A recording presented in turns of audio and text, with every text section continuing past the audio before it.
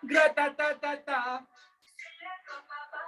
di garis sampingnya. Sulit pan-pan-pan. Grata-ta-ta-ta.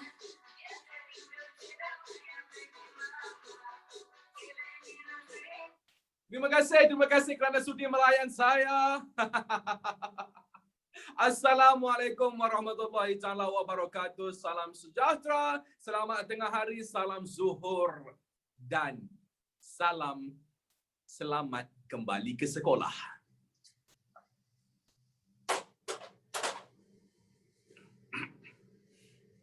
Apa cerita kita nak balik ke sekolah ni? Kita nak balik sekolah dah ni.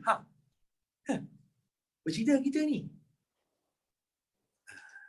Mungkin semalam ada yang masuk kelas Miss Sarah semalam kan. By the way, saya ganti kelas Miss Sarah semalam. By the way, saya boleh ajar sains kan? Saya ajar sains pun semalam. Saya ajar sains. Tak ada. Semalam Miss Sarah dia tak sihat. So saya kena ganti. Saya buat latihan sejarah je lah semalam. Baik. Kepada yang nak kembali ke sekolah ni, korang ni esok atau lusa. Esok Johor, Kedah, Kelantan, Terengganu. Semua geng-geng yang akan sekolah esok. Lepas tu pula lusa pula geng-geng yang sekolah yang tadilah, Selangor, Perak, Negeri Sembilan, semua ni korang akan sekolah pula waktu lusa. Tapi saya nak tegur satu benda lah korang. Yang lelaki, korang akan jumpa makhluk yang pergi ke tandas tapi dia bukan nak kencing nak berak. Tapi korang jangan macam-macam push. Korang macam rasa macam benda tu baru tau. Benda tu dah lama, memang daripada dulu lagi. So korang relax je. Korang jadi relax. Korang jangan jadi macam-macam. Kenapa? Asal dia pergi toilet tu? Asal dia asyik pergi toilet? Tak. Relax je. Korang buat relax je. Ada satu makhluk, dia orang pergi nak betulkan tudung saja. Itu normal. Saya takut awak tak biasa Tak biasa dekat sekolah. Ya dah lama, dah setahun tak pergi sekolah kan. Itu yang pertama. Yang kedua pula, korang tahu tak dekat sekolah tu ada meja? Oh tahu? Okey. Kalau korang tahu. Kalau korang tak tahu, jangan jakun. Jangan jakun rasa macam, ada meja ke? Wah, ada kerusi ke? Lepas tu korang jangan pelik, jangan jakun. Korang nampak cikgu dekat depan. Ada cikgu dekat depan dan korang jangan pula rasa macam, "Fish, cikgu mute-kan aku ke?" Tak, cikgu tak boleh mute-kan korang. Itulah dia. Cikgu tak boleh mute-kan korang Korang buat relax je. Nak bercakap boleh, tak ada masalah. Cikgu tak boleh mute korang. Just relax je, tenang je Jangan jakun sangat apa semua kat sekolah tu. Sorry saja yang menganjing nak bergurau di pagi pula. Di tengah hari ini saja nak bergurau saja. Okey, baik gang. So, apa cerita nak kembali ke sekolah ni? Seronok tak seronok? Tak seronok Kenapa pula tak seronok? 50 nervous. Ingat lagi kahwin. Ada exam. Okey. Baguslah tu. Homework belum siap. Baik. Cerita pasal homework ni, geng. Sorry, saya ambil masa sikit boleh? Sikit saya ambil masa. Terpaksa bagi tahu korang pasal homework. Saya kat sekolah, saya antara student yang siap homework. Cikgu bagilah homework apa sekalipun, banyak mana sekalipun saya akan siapkan. Lepas tu, bila sampai dekat sekolah, biasalah. Member pinjam, member nak tiru. Saya bagi je, bagi je. Tak apa, nak tiru-tiru lah. Tapi ramai member saya tak puas hati dengan saya. Sebab dia kata apa? Kau ni pandai sangat Macam mana kau belajar? Macam mana kau pandai Saya cakap simple je. Aku buat homework, kau tiru homework. Itu dah beza dah. Jangan tanya kenapa aku pandai. Sorry diorang cakap saya pandai, saya biasa je. Dah kalau aku yang buat kau tiru, bila kau nak pandai? Tapi kita sekarang ada satu masalah besar tau. Masalah kita memang tak siapkan homework. Bukan sebab homework tu banyak tu. Sebabnya kita salah percaturan. I have to tegur this. Benda ni saya kena tegur kepada semua pelajar awak tingkatan 4. Saya tak nak awak buat kesilapan ni di masa akan datang. Awak kena tahu, dalam dunia manusia semuanya ada 24 jam sahaja sehari.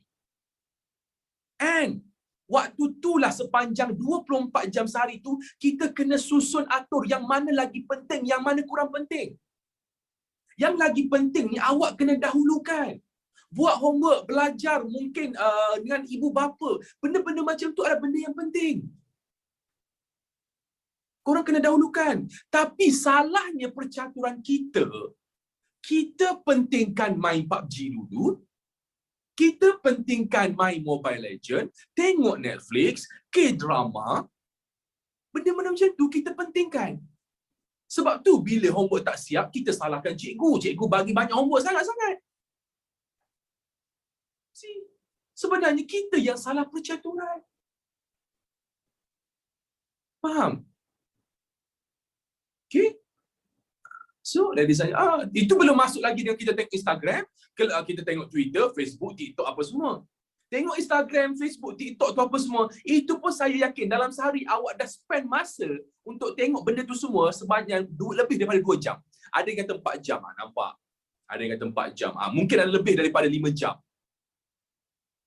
Why not tukar benda tu buat kerja yang lebih penting? Grata-ta-ta-ta, silapa-papa, grata-ta-ta-ta, disalin-salina. Alright, gang. Relax saja. Saya just tegur saja. Saya pun tegur untuk awak dan saya tegur untuk diri saya juga. Kadang-kadang saya pun terleka, saya pun teralpa. Dahulukan benda lain dulu. Okay, kita dahulukan benda yang penting dulu. Bye, gang. Bismillahirrahmanirrahim. Assalamualaikum warahmatullahi taala wabarakatuh. Salam sejahtera kepada seluruh penghuni-penghuni negara dan warga-warga negara Malaysia yang berusia 16 tahun. Hari ini satu topik sejarah yang kita akan bincangkan. Sebelum kita membincangkan apa-apa, adalah lebih baiknya kita mulakan kelas kita dengan bacaan doa. Baik, bismillahirrahmanirrahim. Allahumma aftah alaina hirmataka wa anshur alaina min khazain rahmatika ya arhamar rahimin. Rabbi shrah li sadri wa yassir li amri wahlul 'uqdatam min lisani yafqahu qawli. Amin amin ya rabbal alamin. Semoga Tuhan memudahkan segala urusan kita untuk menuntut ilmu. Baik kan? Jom. Kita nak sambung topik yang kita belajar minggu lepas, iaitu dalam 2.6 kita tak habis poin lagi.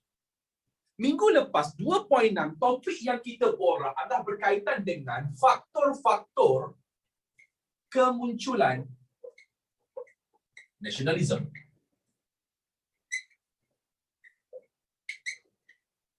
Betul? Minggu lepas kita stop sampai sini kan? Faktor-faktor kemunculan nasionalisme. And faktor kemunculan ni sebenarnya ada 6.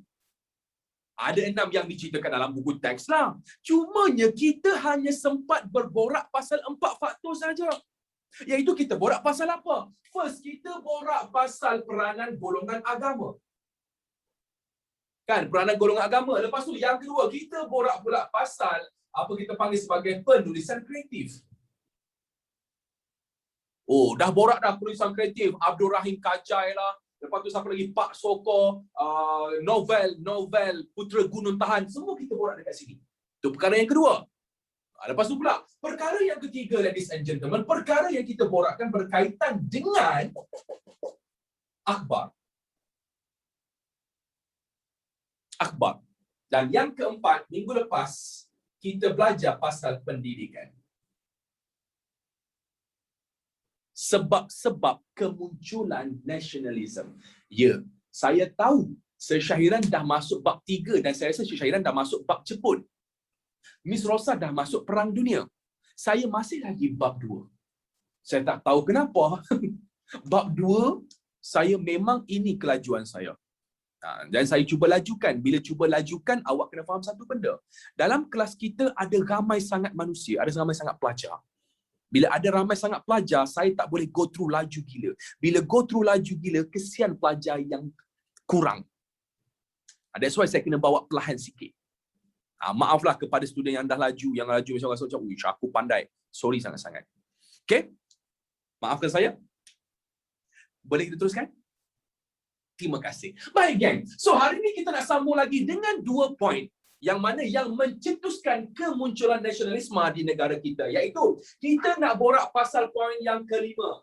Yang dikenali sebagai peranan golongan yang kita panggil sebagai golongan intelektual. Ini faktor yang kelima.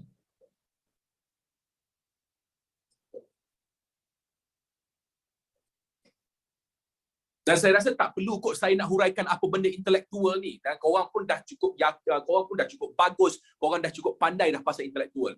Dah tahu kan, orang bijak pandai, betul? Dan orang bijak pandai biasanya orang yang senang cerita pergi ke sekolah lah. Bukannya, habis tu dulu nenek saya tak pergi sekolah, nenek saya tak pandai lah. Bukan maksud saya macam tu. Maksudnya mereka ni dapat pendidikan dan diorang belajar mendalami sesuatu ilmu. And waktu zaman penjajahan apa semua, sekolah ni dia ada macam-macam jenis. Sama macam kita sekarang.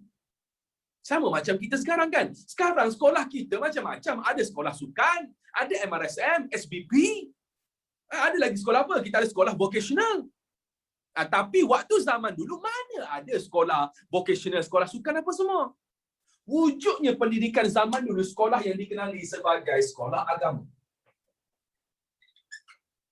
Sekolah agama. Dan siapakah tokoh-tokoh sekolah agama yang mencetuskan nasionalisme? Tokohnya dikenali sebagai Syekh Al-Hadi. Tokohnya dikenali sebagai Syekh Al-Hadi. And dalam sejarah Form 4, kalau sebut je pasal agama, dia tak lain tak bukan. Orang kena tahu satu benda, iaitu adanya satu gerakan. Apa nama gerakan tersebut? Agama ni? Apa nama gerakan kalau agama? Yes, very good. Gerakan yang dikenali sebagai gerakan Islam. So dia ada kaitan dengan gerakan Islam. Okay, settle? Tu je. Tu je untuk agama. Okay, next. Habis pasal agama, kita borak pula ada lagi sekolah yang dikenali sebagai sekolah Inggeris. Dan juga sekolah Melayu. Okay, sekolah Inggeris dan sekolah Melayu. Siapa pula tokoh-tokoh sekolah Inggeris dan Melayu? Tokoh-tokoh sekolah Inggeris dan sekolah Melayu ni ada banyak, antaranya kita ada Raja Chulan, tetapi saya tak ambil Raja Chulan, saya ambil namanya dikenali sebagai Yunus Abdullah. Okay. Mereka ni lah yang sebarkan ataupun yang bila belajar dekat sekolah Inggeris, diorang belajar dekat sekolah Melayu apa semua, diorang terperasan satu benda, diorang terperasan rupa-rupanya pihak Inggeris ni, dia banyak, kita panggil apa? Kita tak panggil menghina. Dia banyak menindas orang Melayu. So mereka ni lah antara golongan yang terawal sedar berkaitan dengan nasionalisme. Jadi apa yang mereka buat bila dah sedar? Waktu bila mereka dah sedar, rupa-rupanya pihak Inggeris ni pihak yang jahat. Time itulah mereka cuba sebarkan nasionalisme. Diorang sebarkan macam mana? Mereka sebarkan melalui pelbagai perkara. Antaranya, cara mereka sebarkan adalah dengan menggunakan akhbar.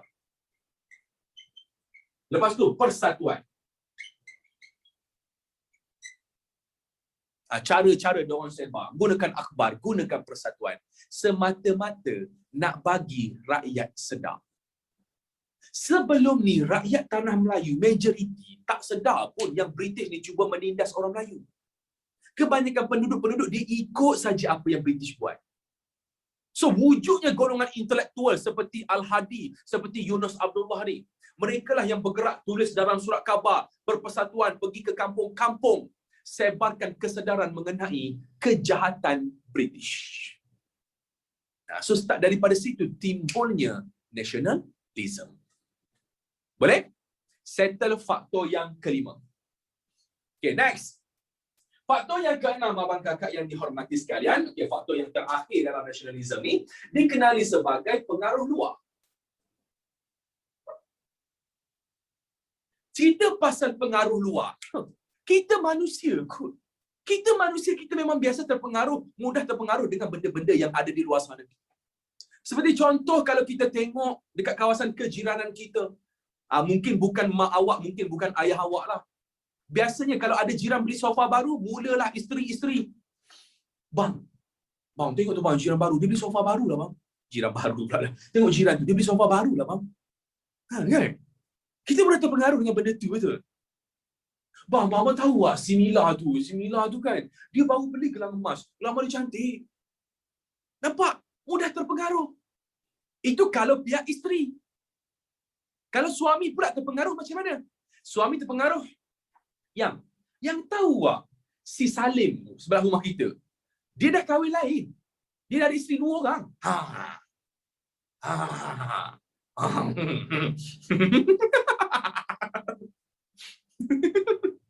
Wow, wow. Lain macam. Lain macam ni. Lain macam tu. Bahaya. Yes, yes. That's a terpengaruh. Itu cerita pasal jiran-jiran tetangga lah. Cerita pasal pelajar. Korang mudah terpengaruh dengan apa saya tak sure. Tapi bila saya ajarkan, saya tengok student-student apa semua, majoriti terpengaruh. Kebanyakan nak guna iPhone.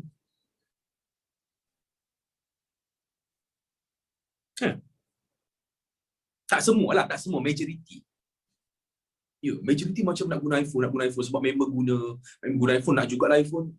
Nak guna juga iPhone lah. Lepas tu pula kita terpengaruh dengan apa? Kita terpengaruh dengan tak buat homework. Bila pergi sekolah nanti, pergi sekolah nanti WhatsApp member, kau siap homework tak siap? Okey, kau tak siap, aku pun tak siap. Ada geng. Kena denda, at least tak seorang kan?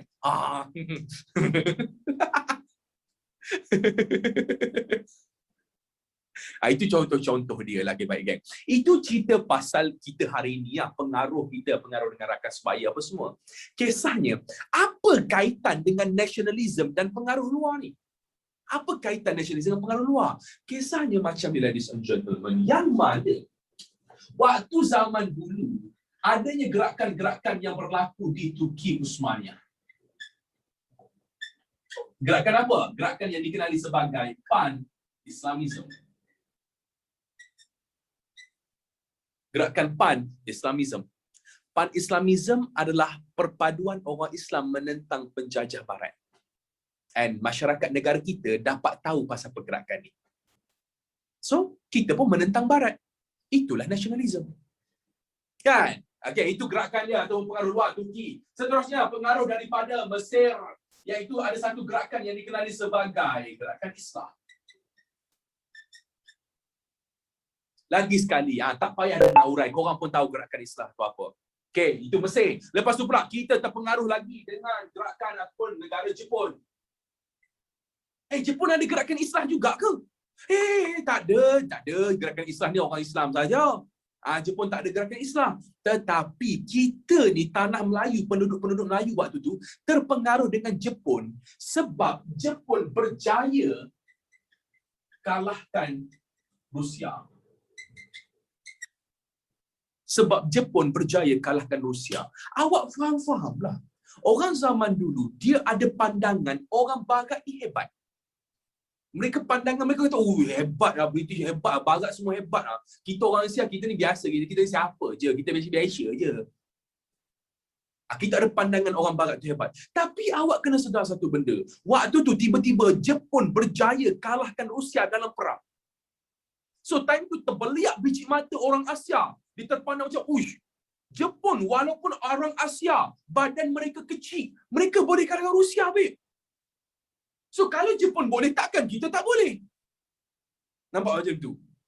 Yes, itu pengaruh daripada Jepun. Sama juga yang berlaku dekat India. Sama juga yang berlaku dekat India, yang mana berlakunya penentangan Mahatma Gandhi.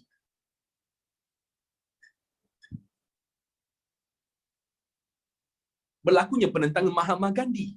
Pengaruh dengan Mahatma Gandhi pula. Menentang siapa? Menentang British. Begitu juga dengan Indonesia. Saya tak tulis satu, dah banyak sangat. Indonesia merdeka tahun 1945. Tahu bayangkan 45 dah merdeka. Kita 1957. Bila merdeka, jiran kita sebelah rumah kita saja merdeka. Time tu rakyat-rakyat tanah Melayu of course lah jadi macam, aku pun nak merdeka macam ni. Aku pun nak merdeka. Takkanlah orang Indonesia aja merdeka. That's a pengaruh luar yang menyebabkan nationalism, iaitu menentang penjajah. Clear? So, settle point kelima dan settle point yang keenam. So, siapa nak salin dan screenshot, silakan.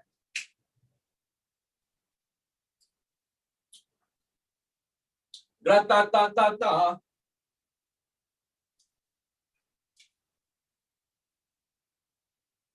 Silakan screenshot.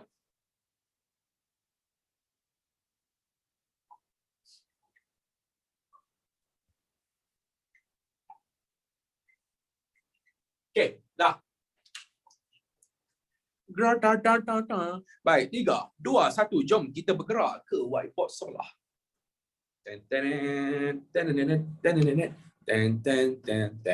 Alright. Next, 2.7. Iaitu nak cerita pasal perkembangan nasionalisme adik kakak yang dihormati sekalian. Okay. That one, 2.6, faktor kemunculan. This one, perkembangan.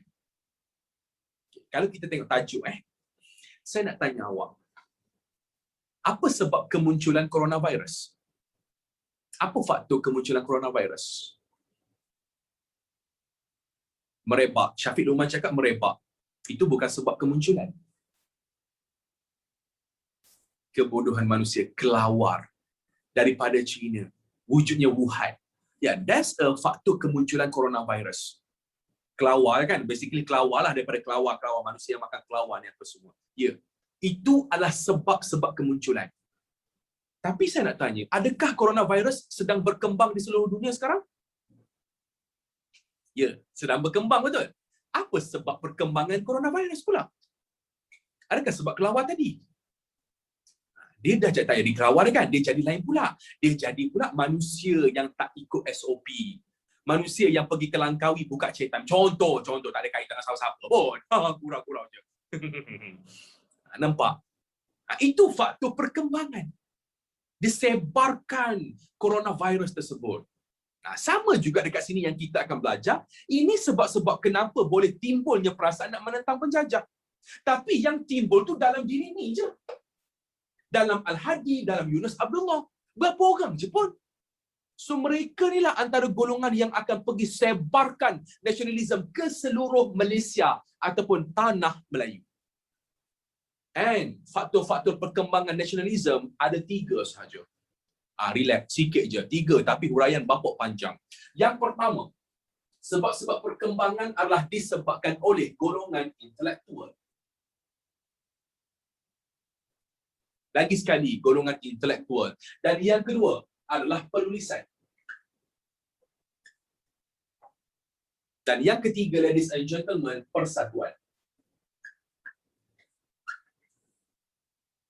Dan ini antaranya yang menyebabkan terkembangnya nasionalisme ke seluruh pelosok tanah Melayu. Okay. Dan kita akan borak one by one. Satu persatu secara detail. Okay, dapat gambaran dia? 3 benda je. Tapi kita akan borak secara detail. Alright. Padam dulu.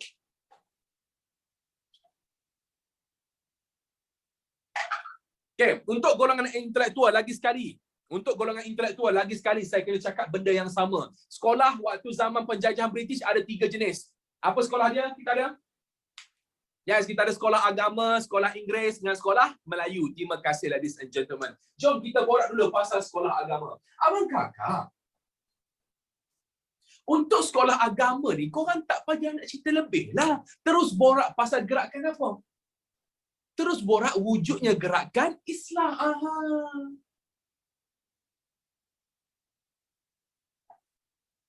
Dan tokoh-tokoh gerakan Islah ni, yang pertama nama dia Syekh Tahir Jalaluddin, Syekh Al-Hadi. Ini antara tokoh-tokoh gerakan Islah, mereka yang belajar dekat Mesir, belajar dekat Turki, belajar dekat Mekah apa semua, balik ke negara sini. Ada yang tanya, Syekh Muhammad Abduh sah? Syekh Muhammad Abduh, dia adalah orang yang mencipta gerakan Islah di Mesir. Yang ni orang Malaysia, nama dia Syekh Tahir Jalaluddin, orang Malaysia, pergi belajar dekat Mesir, belajar dengan Muhammad Abduh. Faham? Itu dari segi dia. Okay, baik. So, berbalik kita sambung dekat sini. So, gerakan Islah ni, mereka yang belajar dekat Mesir tu apa semua, balik-balik, mereka betulkan pandangan-pandangan. First, betulkan pandangan Islam yang salah. Maksudnya dulu mungkin orang anggap macam contoh, mungkin ni contoh saja. Dulu mungkin arak boleh minum tapi jangan mabuk. Contoh dia. Lepas tu pula, yang kedua pula, apa lagi antara contoh-contoh salah anggap dalam agama. So mereka ni lah yang datang tadi betulkan balik. Arak tak kisahlah macam mana semua, tak boleh minum. That's perjuangan-perjuangan gerakan Islam. Itu yang pertama, membetulkan pandangan Islam. Yang kedua, gerakan Islah ni juga yang menuntut supaya menentang penjajah. And mereka ni, Syekh Tahir Jalaluddin Al-Hadi ni, semuanya digelarkan sebagai, mereka gelarkan diri mereka sebagai kaum muda. Mereka gelarkan diri mereka sebagai kaum muda. Dah sebab apa sir kaum muda sir? Oh, maksudnya ada kaum tua lah. Iyalah. Mestilah ada kaum tua. Siapa kaum tua? Sir Fatih. Allah, sorry, terlepas. Maafkan saya, terlepas pula Sir Fatih tu. Tak ada. Yang kaum tua ni orang yang menentang kaum muda, yang mana kaum muda kan datang nak pembentukan pandangan Islam, tak boleh minum arak. Orang tua kata boleh minum tapi jangan mabuk. So diorang ni lah yang menentang. Dan mereka memang orang tua tak suka mereka. Dahlah bukan setakat orang tua tak suka mereka, even raja-raja, sultan-sultan pun tak suka mereka ni, kaum muda ni. Sebabnya geng, sultan-sultan ni, diorang ni, kaum muda ni dia banyak perli sultan. Dia banyak cerita keburukan sultan. Diorang tak jahat. Diorang cakap sultan tak membela nasib orang Melayu. Diorang just tulis benda tu. Diorang tulis sultan tak membela nasib orang Melayu. Sultan ni pula baca bacaan diorang, buku-buku majalah mereka. Sultan marah. Benda macam tu. So, inilah golongan agama yang menyebabkan gerakan Islah. Siapakah mereka? Kaum muda. Siapa mereka? Kaum muda. Cumanya, macam mana cara pergerakan diorang ni? Cara pergerakan golongan agama abang kakak yang dihormati sekalian. Yang pertama sekali, of course, tak lain tak bukan. Kalau ada kaitan dengan intelektual, berkaitan dengan penulisan semua, of course. Dia punya cara pergerakan adalah melalui akhbar dan majalah. Itu je dia. Akhbar dan majalah. Contoh akhbar apa dia? Contoh bagilah satu. Contoh surat khabar diorang apa? Contoh kita ada Al-Imam. Lepas tu lagi Neraca. Semua duk sebar pasal tu lah. Duk sebar pasal Islam yang betul, penentangan dengan penjajah. Itu cerita dalam topik agama. Cara penentangan yang pertama melalui akhbar dan majalah. Next. Macam mana lagi kaum-kaum muda ni menentang golongan-golongan ataupun nak menyebarkan lagi nasionalisme supaya nasionalisme seluruh tersebar di seluruh serata tanah Melayu. Yang kedua, cara mereka menyebarkan adalah dengan tubuhkan madrasah. Siapa-siapa yang tak tahu, madrasah ni bahasa Arab. Bahasa Melayunya kita panggil sekolah. Buat sekolah je, babe. Buat sekolah je dah boleh sebarkan apa panggil nasionalisme. Mau taknya? Bila ada sekolah, budak belajar. Bila budak belajar, budak makin pandai, otak makin cerdik. So waktu itulah pelajar-pelajar ataupun student-student di seluruh Malaysia ni boleh fikir, oh, British sebenarnya jahat. Oh, itu rupanya. And dalam diorang membina madrasah ni, ladies and gentlemen, selain daripada diorang ajar pendidikan agama, ajar matematik, ajar sains apa semua, diorang juga ajar satu subjek iaitu mengenai subjek menentang British. Tak adalah macam diorang buat, oh, subjek menentang British apa dia, tak ada. Cuma ada part diorang akan selit sikit mengenai isu pasal menentang penjajah. Dan madrasah ni cukup penting sebabnya diorang ni lah yang memperjuangkan pendidikan wanita. Mereka memperjuangkan pendidikan wanita. Okay? So, nasionalisme tersebar dengan cara golongan agama, surat khabar, majalah dan juga tubuhkan sekolah. Dapat kaitkan? Macam mana boleh tersebar ni? Boleh kaitkan Okay, settle point yang pertama dari segi pelajar agama ataupun sekolah-sekolah agama. Okay, next. Habis kat situ. Nak screenshot dulu, screenshot. Saya padam sebelah sini.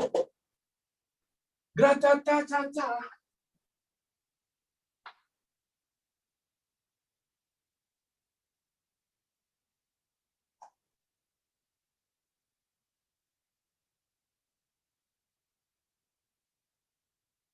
Okay, dah. Saling. Screenshot dah. Okay, next. Subtopik ni banyak sikit answer. Banyak. Saya boleh je saya nak laju. Saya cakap tuan-tuan, boleh saya nak laju. Tapi saya kena sentuh sikit-sikit je lah. Saya ambil ini sikit, saya ambil itu sikit, saya ambil poin sikit. Tapi masalahnya, kalau ambil sikit, boleh faham ke? Entahlah. Boleh ke dapat relate? Bukan bermaksud ajar banyak, tak ajar sikit tak boleh faham. Tapi awak kena tahu the full story dia. Bila tahu full story, senang, mudah nak faham. Okay. Baik. Nah, okay. Yang pertama dah settle. Pendidikan, golongan intelektual, agama. Okay, next. Macam mana Miss Rosa Shannon boleh ajar? Itu saya tak tahu. Saya dah tanya diorang. Saya tanya Miss Rosa dengan Syahiran apa semua. Diorang kata ada part yang diorang ambil dan ada part yang diorang tak ambil. Macam tu. Macam saya ni, saya banyak ambil.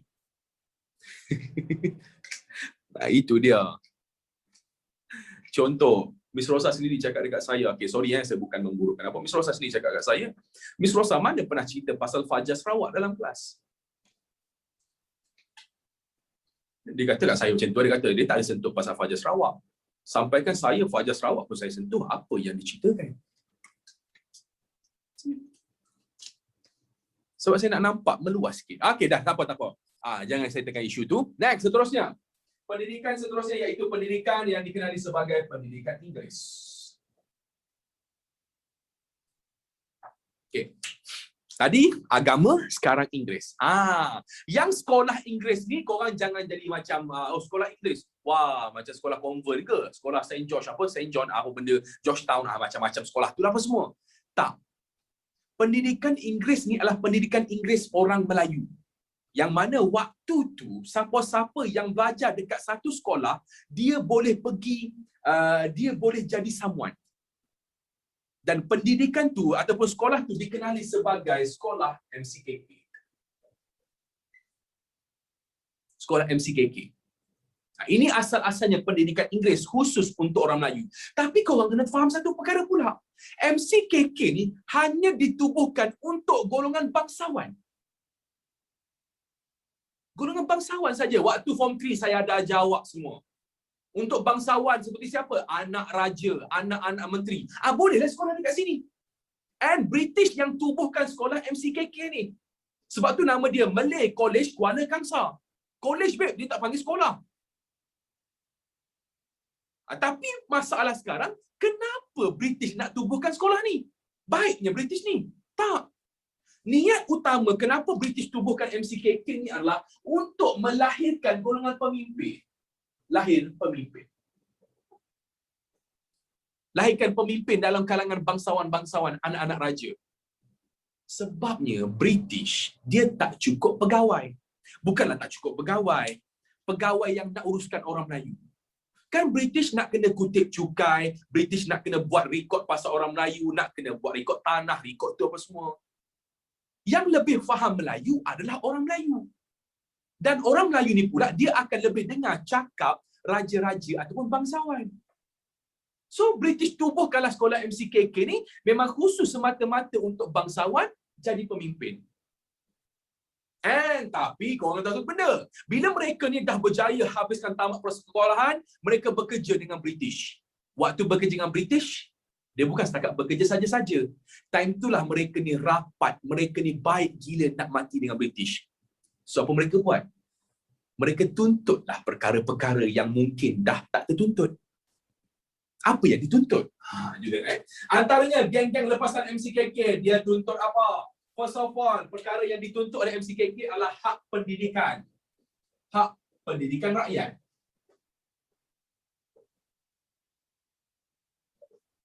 Itu yang pertama. Hak pendidikan rakyat. Yang kedua, geng-geng MCKK, dia tuntut dengan British supaya perbaiki taraf hidup rakyat.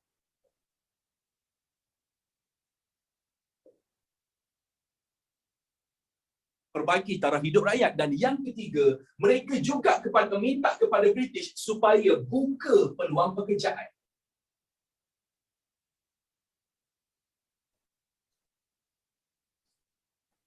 Buka peluang pekerjaan.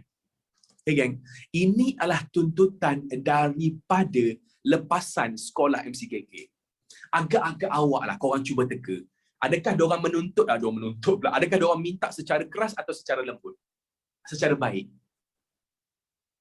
Diorang minta secara baik kan? Ya. Yeah. Diorang minta secara baik dengan British.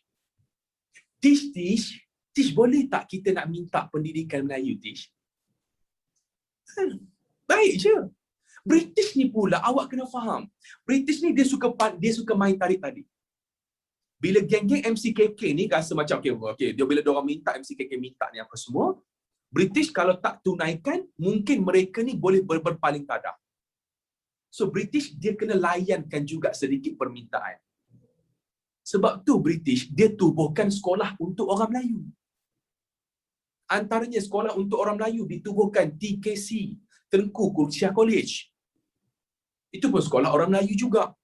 Ditubuhkan lagi macam-macam, banyak lagi jenis sekolah-sekolah orang Melayu yang ada yang tidak dinyatakan dalam buku teks. Faham? So, bila sekolah dah tubuh, awak ingat satu benda. Bila sekolah dah tubuh, budak akan lebih pintar. Bila budak dah lebih pintar, boleh belajar, budak boleh fikir sama ada baik ke, buruk ke, hebat ke, perlu merdeka ke tak.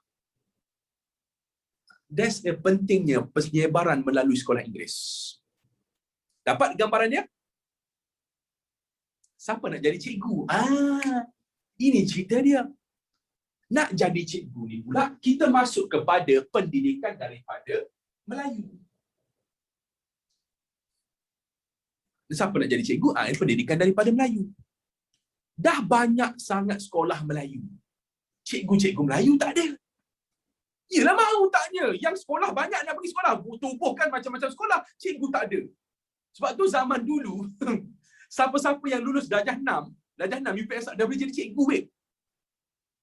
One of my uncle, pakcik saya, sekolah sampai darjah 6. Orang kampung bangga lah. Orang kampung macam, ui, hebat dia ni. Dia atuk saudara. Hebat atuk awak ni, Syami. Atuk awak ni hebat tu, cikgu tu ni. Sama macam awak cikgu sekarang kan. Dia tanya atuk saya, atuk belajar sampai mana? Darjah 6. Budak sekarang kalau darjah 6 jadi cikgu, tak jadi apa, babe. Bukan mengajar, main Beyblade ada lah dekat sekolah.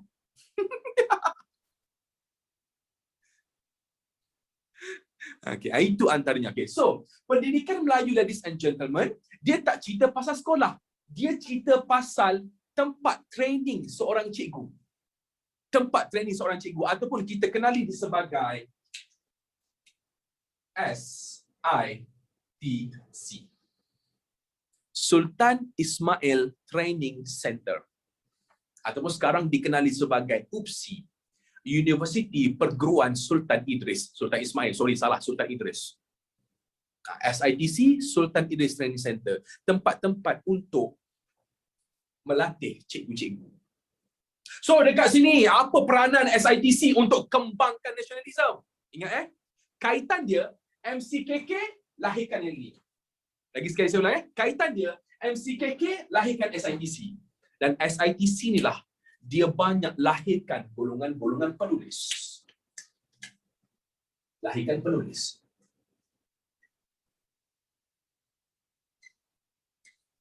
Kita dengar macam, alah penulis je pun saya gerti menulis.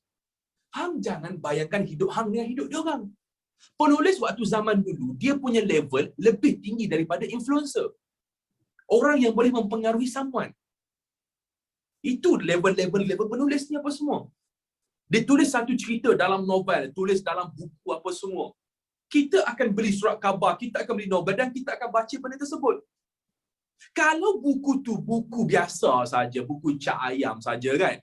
Buku cak ayam, buku biasa saja, tak ada apa-apa. Macam kita baca macam Pak Abu pergi ke kedai, Pak Abu lawan British mati pada muka. Takkan macam tu. Memang tak baca lah. So, penulis ni, diorang memang akan dididik, diajar cara macam mana untuk tulis satu benda. Supaya apa? Supaya buku dihasilkan. Buku ataupun penulisan, korang pada buat lah. Buku atau penulisan. Buku dihasilkan kualiti. Kualiti tinggi. So, orang baca lah kalau buku kualiti tinggi. Baca kan? Baca lah, mesti mahal kan? Tak, saya rasa tak mahal pun. Harga biasa saja. Macam kita lah.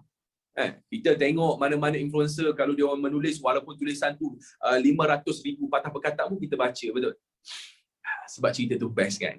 Itu antaranya. Sama juga macam mereka ni. Dan tersebar tak nasionalisme agak-agak korang? Sebar kan? Sebab tu nama dia perkembangan nasionalisme. Sebab tu nama dia perkembangan nasionalisme. Okay? Itu baru sikit lah cara macam mana dia. Itu baru sikit. Lepas tu lagi, cara dia yang ketiga. Cara yang ketiga pula, golongan SITC bawa buku ataupun masukkan buku. Bawa masuk buku dari Indonesia. Bawa masuk buku dari Indonesia dan Timur Tengah. Contohnya buku Raden Arjun Kartini. Apa nama buku dia? The Java Princess. Terbitlah terang, apa benda nama dia? Terbitlah terang, gelap timbullah gelap. Macam tidak ada lah. Aku dah tak ingat dah. Apa? Gelap terang itu je tahu. Tenggelamnya gelap, terbitlah terang. Sudah mampus. Letter of Javanese Princess. Okay, betul. Itu antaranya. Hilang gelap, terbitlah terang. Tu dia. Bagus betul nama buku tu. Dan buku tu bila dibaca, rakyat kita pun akan terus sama nasionalisme juga. Okay? Dan last kali, okay, saya bagi 4 cara saja. Macam mana SITC sebarkan. Dia ajar sejarah.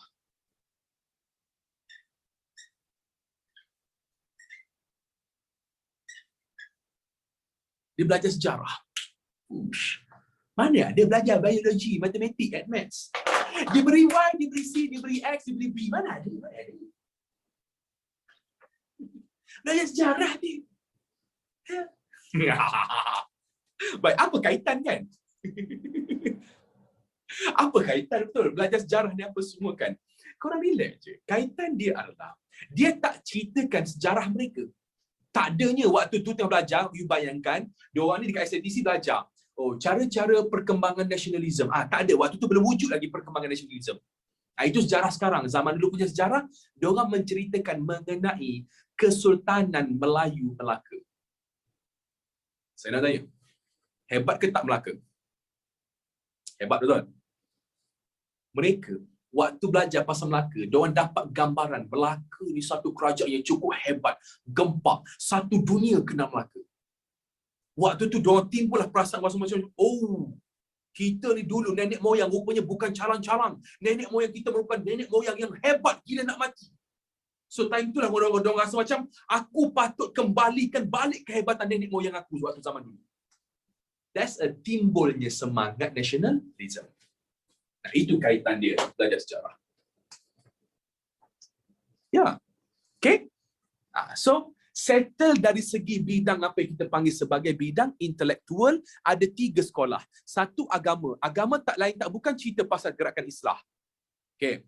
Inggeris cerita pasal MCKK, Melayu cerita pasal SITC. Okay, dah, screenshot dulu.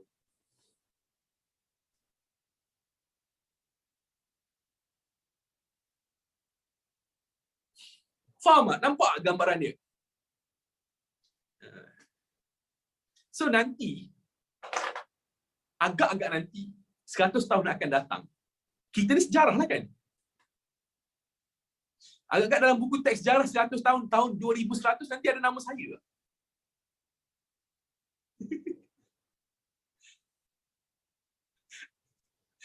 Coronavirus melanda negara Malaysia. Antara frontliner, dia bagi tahu lah frontliner, polis, Dr. Hisham, apa dia? Dr. Hisham kan? Tan Sri Hisham, Tan Sri Muhyiddin Yassin, dan semua nama-nama tu kan. The unsung hero. Kan? The unsung hero. Unsung hero ni apa? Unsung hero ni adalah hero yang tak diundang. Wujudnya nama MC Plus. Waktu tu macam wow, MC Plus. Nama-nama seperti Sir Fatih, Sir Uzairi, Sir Badang. Sir Syami tak ada. Kalau tak ada, aku bangun daripada kubur, aku pergi cari siapa buat buku teks.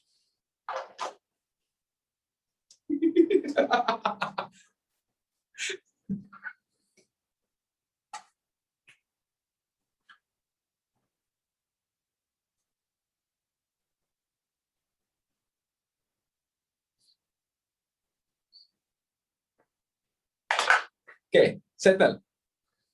Dah. Syami masuk astro. Cikgu-cikgu ni diorang masuk sebenarnya. Uzairi apa semua. Uzairi dia tolak. Uzairi tolak astro, bye. Dahsyat, bye. Okay, dah settle pasal golongan intelektual. Next. Perkembangan nasionalisme berdasarkan penulisan. Perkembangan nasionalisme berdasarkan penulisan. Lagi sekali, again saya ulang. Penulisan diibaratkan sama macam Twitter, Instagram, Facebook, IG, everything semua. Dan orang yang menulis mesti kena kreatif. Sebab apa? Mereka ni lah yang akan mempengaruhi. Tapi so maksudnya dalam cerita ni dia ada kaitan semua benda. Ya, dia ada kaitan dengan Rahim Kajai ke, dia ada kaitan dengan novel, dengan puisi apa semua. Dia ada kaitan.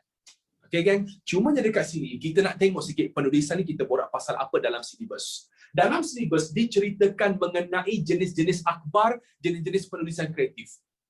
Yang mana ada 3 perkara. Yang pertama, dia borak pasal. Okay, dia borak pasal akhbar dan majalah Melayu. Kita tulis ni lah. Kita tulis Melayu lah, Melayu. Dan akhbar dan majalah Melayu. Yang kedua, dia cerita pasal akhbar dan majalah orang Cina. Sorry, bukan Cina tu. Salah ejaan. Ini ejaan ni kena pandang.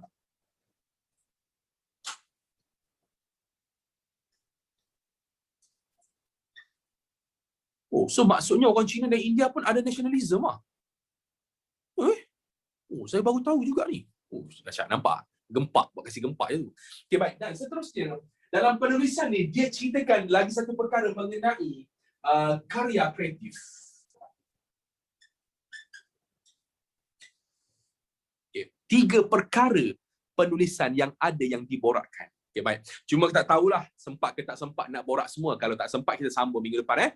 Dan saya pastikan kalau boleh minggu depan kita habiskan terus 2.8. Boleh? Tapi tak tahu lah, persatuan tu banyak juga. Aduh.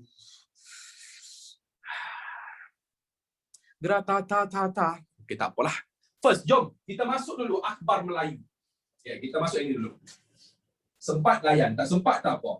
Untuk akhbar Melayu, ladies and gentlemen.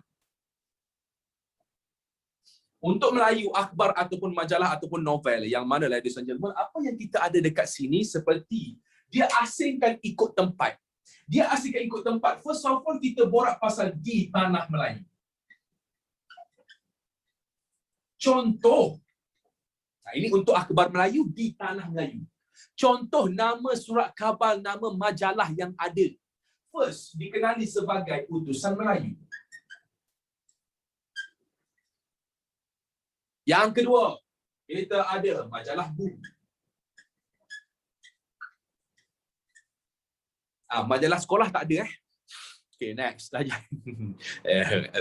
Cuba bergurau pula, ya, sir? Okay, dah, tu je lah. Cumanya dalam topik ni awak kena tahu apakah nama surat khabar dia, apa isu dia. Apa nama surat khabar dia, apa isu dia. So, surat khabar dia nama Utusan Melayu, majalah Buruh. Tapi apa isu yang dibincangkan dalam surat khabar tersebut? Adakah bincangan pasal isu pergi ke Langkawi, buka chat time? No. Tak. Itu bukan nasionalisme. Itu benda lain. Diceritakan dalam topik ini adalah, ladies and gentlemen, yang pertama, isu-isunya adalah berkaitan dengan hak dan masa depan bangsa. Hak dan masa depan bangsa. Hak dari segi apa? Pendidikan. Hak dari segi pendidikan. Huraikan sikit ni. Pendidikan. Okey. Settle pasal di tanah Melayu. Habis. Next. Pergi pula kepada Sarawak.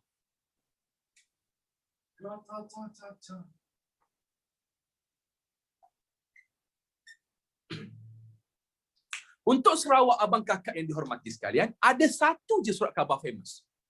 Pernah dengar kot sebelum ni, saya pernah cerita dekat awak. Nama dia adalah Fajar Sarawak. Okey, dah cerita tu. Bagi contoh, Fajar Sarawak.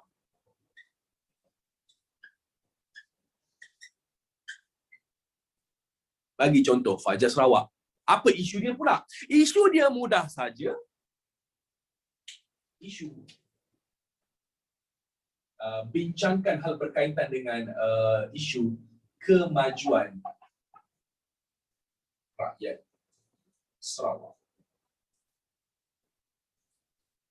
Seluruh surat khabar ni minta supaya James Brooke memajukan rakyat Sarawak. Okay, that's all untuk Sarawak. Dan seterusnya kita ada pula Sabah. Sarawak bukan tanah Melayu ke? Aish.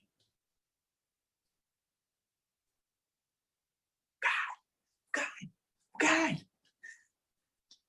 Tanah Melayu semenanjung Malaysia. Sarawak, Sabah, Borneo. Siapa yang bagi nama tanah Melayu ni? British. British yang gelarkan kita ni tanah Melayu. Waktu zaman Melaka dulu mana ada nama tanah Melayu?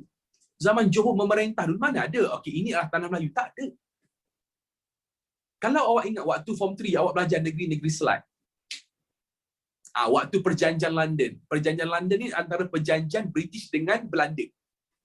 Time tu lah diorang bahagikan kawasan.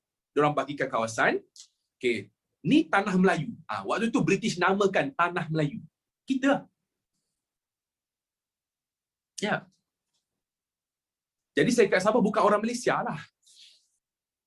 Malaysia lain. Malaysia lain. Tanah Melayu lain. Hey. Dalam Malaysia ada tanah Melayu, ada Sabah, ada Sarawak. Lagi sekali saya ulang Dalam Malaysia ada tanah Melayu, ada Sabah, ada Sarawak.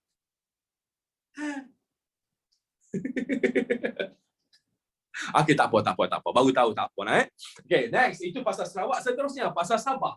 Untuk Sabah pula, dia ada surat khabar.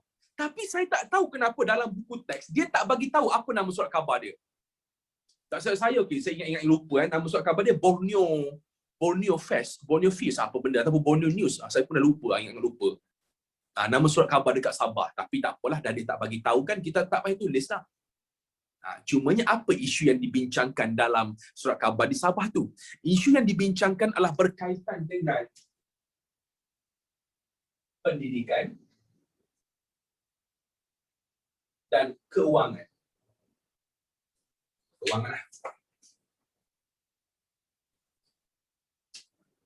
Ekonomi masyarakat. Dua benda ni yang dibincangkan, ekonomi masyarakat Sabah.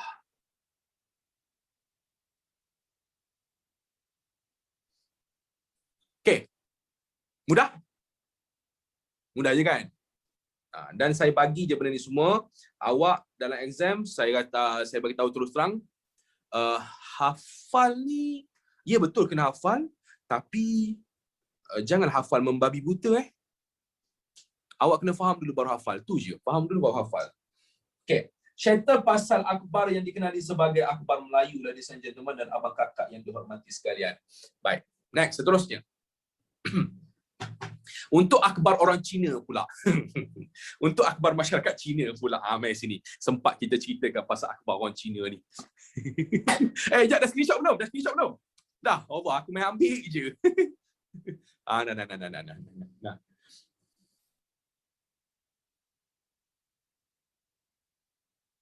Okey, dah. Dia banyak tahu majalah dan akhbar orang Cina dengan orang India ni. Dia banyaklah akhbar dia, tapi kita ambil sikit-sikit saja. Kalau ambil semua juga, betul saya cakap. Mungkin tak sempat. At least awak faham sikit-sikit pun cukup dah. Mana?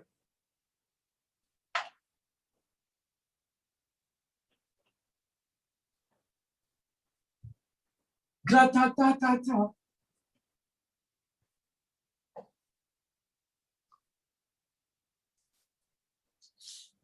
Okey.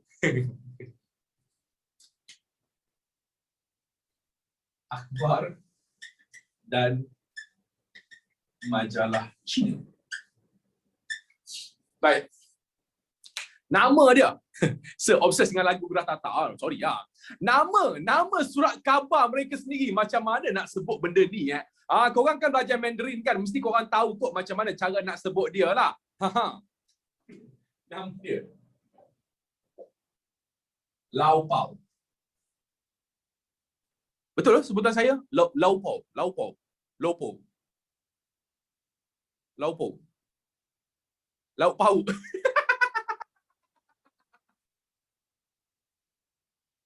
Okey, okey. Itu contoh lagi.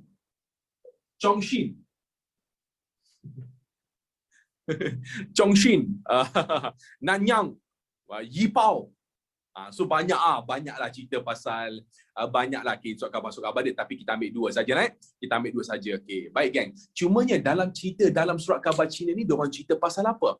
Diorang cerita yang pertama, ladies and gentlemen, isu-isu yang dibincangkan dalam surat khabar Cina adalah iaitu mengenai perjuangan untuk mereka kekalkan identiti orang Cina. Supaya mereka kekalkan identiti orang Cina. Maksudnya orang kata jangan jadi orang Melayu, orang Cina jelah. Itu dalam surat khabar tu. Itu yang pertama. Yang kedua pula, isunya adalah perjuangkan nasib wanita. Perjuangan nasib wanita. Okey. Lepas tu pula, soal apa lagi? Antara isu-isu yang diceritakan pasal apa? Pasal pemerintah negara China.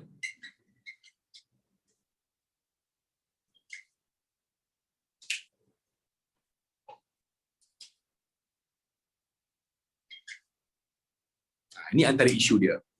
Okey, boleh? Itu antaranya. Lauk pauk, apa semua macam-macam lah korang ni. Okey, dah cukup pasal orang Cina. Next. Kita habiskan berapa dah? 241. Sempat sangat lah. Apa beza Cina dengan Cina? Oh, CHINA. CHINA ni negara. Ni orang. Macam kita negara Malaysia, orang Melayu, orang India, orang Cina, macam tu. Okey? Baik. Dia banyak lagi tahu isu-isu dia apa semua. Antaranya isu dia pasal masyarakat kelas bawahan selalu ditindas, pekerja-pekerja biasa-biasa kuli-kuli sana ditindas. Banyak diceritakan pasal dalam surat khabar ni. Tapi masalahnya, apa kaitan dengan perkembangan nasionalisme? Apa kaitan dengan perkembangan nasionalisme? Mereka nasionalisme untuk diri mereka lah, untuk diri orang Cina ni. Antara contoh pasal identiti orang Cina ni, diorang memang kekalkan betul-betul supaya waktu British nak jadikan orang Melayu ke British nak jadikan orang Malayan Union pun diorang tak bagi. Diorang tetap nak kekalkan mereka adalah orang Cina. Itu antara perjuangan mereka. Okay? Settle dulu pasal orang Cina. Baik. Nak salin, tinggal sekejap je. 3, 2, 1. Next. Kita borak pula pasal surat khabar India. Akhbar dan majalah India.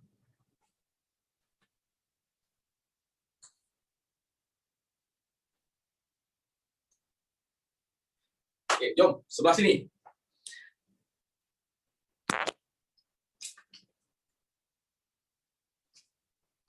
Akhbar dan majalah India.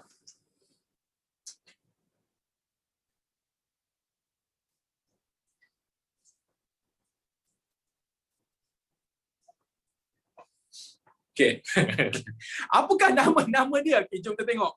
Contoh-contoh surat khabar India yang wujud waktu zaman satu ketika dahulu. Yang pertama adanya nama dikenali sebagai Tamil Nation. Tamil Nation. Shah Rukh Khan pula engkau. Okay. Pernah tahu? Pernah dengar? Ada oh. Saya rasa sampai sekarang pun ada Tamil Nation ni. Tak tahu. Ada satu perkataan Melayu yang sama dengan Nisan. Apa dia? Batu nisan, betul. Awak tahu tak perkataan batu nisan tu diambil daripada bahasa Tamil? Nisan ni maksud dia bertulis. Bertulis ataupun something like that lah, macam tulis-tulisan atau macam tu lah. Itu maksud nisan. Sebab tu kita panggil batu tu batu nisan. Sebabnya kita ada tulis-tulis kat situ. Faham? Itu cerita pasal extra information lah. Itu extra information apa semua. Yang macam Nissan kereta atau apa semua. Kau kan jangan sampai ni tangan ni masuk dalam kamera dia keluar tau. Okay. Itu contoh Tamil Nissan. Lepas tu kita ada lagi Tamil Marasu.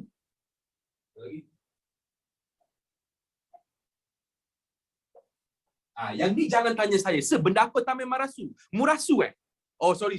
Murasu. Yang ni saya tak tahu benda apa. Apa maksud dia saya tak tahu. Kalau Nelson, okey, alhamdulillah lah. Setakat ni belajar. Taman Murasu ni apa benda? Dia bukan kek tiramisu ke, tak ada kaitan Okey, baik. Itu antara surat khabar dia. Banyak lagi. Dia ada The Indian Pioneer. Okey, banyak lagi surat khabar dia. Cuma persoalan sekarang ni Astaghfirullahalazim, kita kesedawa pula. Isu dia pasal apa? Isu surat khabar India, ladies and gentlemen, mereka menceritakan mengenai kepentingan, kepentingan politik dan sosial masyarakat India. Okey, itu isu yang pertama, kepentingan politik dan sosial masyarakat India. Dan isu yang kedua, ladies and gentlemen, mereka juga menceritakan mengenai perpaduan masyarakat India. Ini dalam cerita-cerita surat khabar mereka, cerita mengenai perpaduan masyarakat India.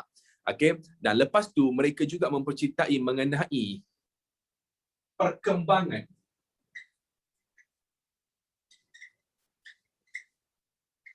politik India. Okay. This one, korang tahu benda apa? Kepentingan politik dan sosial untuk masyarakat India.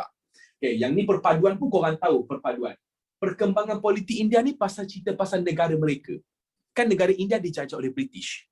Kan wujudnya Mahatma Gandhi, wujudnya INC, Liga Muslim dekat sana kalau korang ingat lagi lah. So, adanya surat khabar macam ni lah yang ceritakan pasal perkembangan politik di India. Okay? Boleh.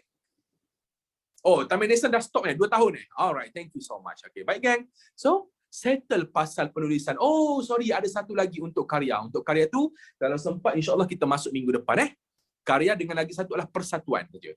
Kalau boleh saya habiskan terus 2.8 minggu depan. Kita dah lama sangat dapat dua ni.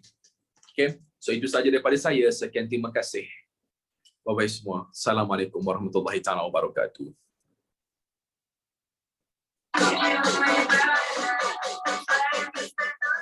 Bye.